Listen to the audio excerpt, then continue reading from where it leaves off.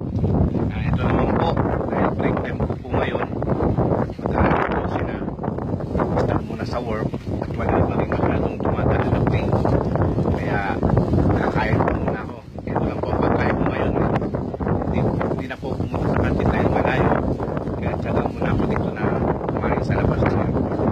Masarap sana kumain sa misol namin. Maraming pagkain kaso malayo. Tapos babalik pa ako rito. 30 minutes din. Sayang yung time na ipapahinga ko. Pwede naman po dito kumain, tago lang, huwag lang papahuli sa safety. Yan. Ayan po yung mga bridge na ginagawa namin. Isa ngayon, hindi makakagawa dahil bawal po magtrabaho sa labas. Lahat lang kami sa loob. Pakita ko lang po sa inyo yung airport na bagong airport na po. Yan. Yan po, yung bagong airport ng Oman.